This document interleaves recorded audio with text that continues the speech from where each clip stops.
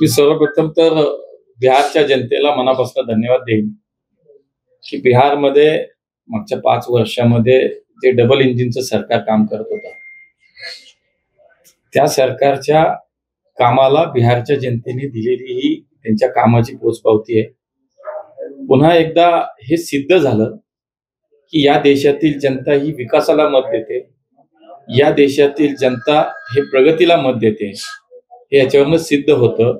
मागच्या 11 वर्षामध्ये माननीय मोदीजींच्या नेतृत्वामध्ये केंद्रामध्ये जे सरकार आहे, या सरकारच्या माध्यमातून बिहारमध्ये मोठे मोठे प्रकल्प आले, विकासाची कामं उभी राहिली, प्रगतीची कामं झाली.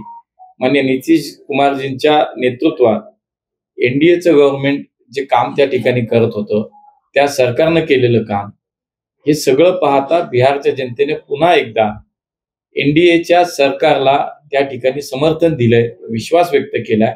आणि म्हणून मोदीजी जसं नेहमी म्हणतायत, सबका साथ सबका विश्वास, सबका साथ सबका विकास सबका विश्वास, हे खऱ्या अर्थानं सिद्ध होताना दिसतंय की कामाला जनतेने साथ दिली, विकासाला जनतेने साथ दिली. आणि म्हणून पुन्हा एकदा माननीय नितीश कुमारजींच्या नेतृत्वाखाली एनडीएच्या सर्व गठबंधनला बिहारमध्ये जे यश मिळालंय, सर्वस्वी बिहारच्या जनतेला त्याचं श्रेय जातं. त्यांना मी मनापासून या निमित्तानं धन्यवाद देतो.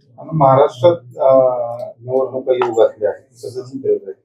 मागच्या सगळ्या काळात तुम्ही पाहिलं असेल, ज्या ज्या राज्यांच्या विधानसभेच्या निवडणुका झाल्या, लोकसभेच्या झाल्या, पुन्हा काही राज्यांच्या विधानसभेच्या निवडणुका झाल्या, सगळं पाहता प्रत्येक ठिकाणी हेच चित्र आहे की या देशातील जनतेनं हे ठरवलंय की आता काश्मीर ते कन्याकुमारी पर्यंत भारतीय जनता पार्टी आणि मित्र पक्षाला साथ देत आहेत, विश्वास व्यक्त करतायत.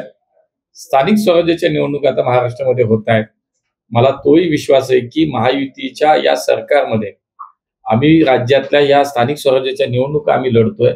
आम्हाला विश्वास आहे की पुन्हा एकदा महाराष्ट्रातली जनता या स्थानिक स्वराज्याच्या निवडणुकीमध्ये, नगर परिषदांच्या निवडणुका आता आहेत, नगरपंचायतीच्या निवडणुका, त्यानंतर जिल्हा परिषद पंचायत समिती आणि मग महापालिका, या सगळ्या निवडणुकीमध्ये निश्चितपणे महाराष्ट्राची जनता सुद्धा बिहारप्रमाणे पुन्हा एकदा महायुतीच्या मागे खंबीरपणे उभे राहील, हा विश्वास आहे.